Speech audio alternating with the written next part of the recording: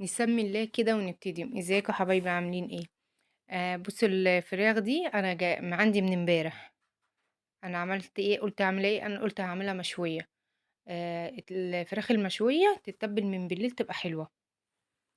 عملتها ايه؟ غسلتها كويس وما فيش اي حاجه، حتى فصلت الجلد عن اللحم كده، وغسلت اللي منه الماده اللي هي بتبقى جيلاتين، مش اللي هي زي الزلال دي الابيض. نضفتها كويس كويس خالص، وايه، وحطيتها في ملح ودقيق وخل وليمون، ولحد لما نضفت خالص.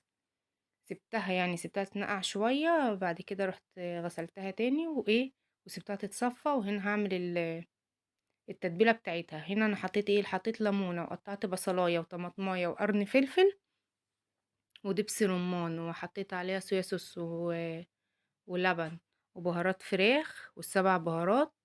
وحطيت برضو بهارات جايباها من عند العطار كده، اللي هي بتاعت المشاوي، وبابريكا معلقة صغيرة، نص معلقة سكر، وهحط برضو نص معلقة صلصة، وهحط كاري، وهحط فلفل أسمر،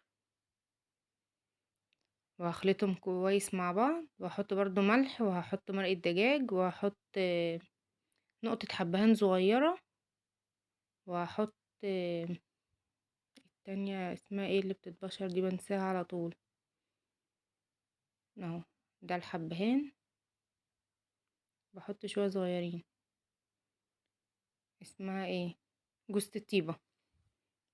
معرفش بنساها ليه كده على طول. بس وهخلطهم كويس، وهتبل بيها الفراخ، وهشيلها. والله بتخلي الفراخ احلى من اللي انتي بتشتريها من بره. هنا احط مرقة الدجاج، واحط شوية ملح. الليمون والخل برضو في الفراخ المشوية بتخلي ليها طعمها حلو قوي.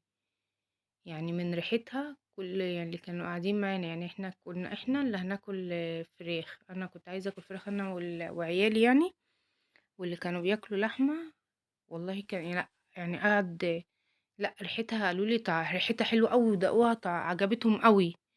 هنا كنت فاتحه برضو الورك كده، مقطعه حتتين كده من فوق، وتبلت الفراخ ما بين الجلد واللحم وكل حاجه اهي، وهغطيها واحطها في التلاجة. لو هتعمليها قبلها بيوم يبقى احسن. لو يعني هتجيبي الفراخ في نفس اليوم، ممكن تحطيها ساعتين ساعه، بس يستحسن اللي هي قبلها بيوم، تدي الفراخ طعم حلو قوي. اهي هغطيها بقى كده ايه، واشيلها. ده كان يوميها بالليل، يعني احنا يوم قبل امبارح بالليل. هنا بقى النهارده، ده كده انا كنت ايه، علقت على اللحمه. وهنا هعمل التسبيكه بتاعت الفاصوليا البيضه. كنت سلقت برضو الفاصوليا البيضه، وكنت سلقت اللحمه. هعمل بس بصلتين كده، حطيت معلقه سمنه وهقطع بصلتين. وكنت خلطت برضو طماطم، هصفيها كده على كلنا يعني عارفين التسبيكة بتتعمل ازاي، يعني اللي هي البصل تتساب شوية، وتتحط عليها اصفي عليها بتاع ده الطماطم،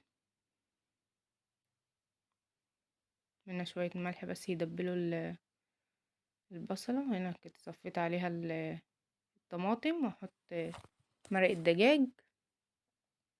هنا بقى معلقة صلصة صغيرة مع ليمونة وملح وخل وزيت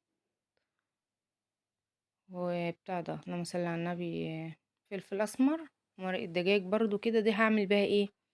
لما اجي، لما انا كده كنت ولعت الشوايه بتاعت الفرن. دي بقى بالفرشه كده على ايه، لما تاخد لون الفراخ، كل شويه اديها بفرشه كده فوق في الفراخ من فوقيها كده، بتدي طراوه كده وشكل حلو للفراخ. انا كنت ولعت الفرن على الشوايه، سبته ايه يعني يسخن. هنا جبت صينيه على قد عشان اعمل 4 وراك بس. لو عامله اكتر من كده بطلع الصاج الكبير، يعني بحط عليها ورقة فويل عشان برضو ما تبوظليش الصينية. عشان مرة عملتها كده في الفرن، لا بوظت لي الفرن وبوظت لي لا، بقيت احطها يعني كده في الصينية، والورقة الفويل تتمسك كده، تترمى في الاخر وخلاص.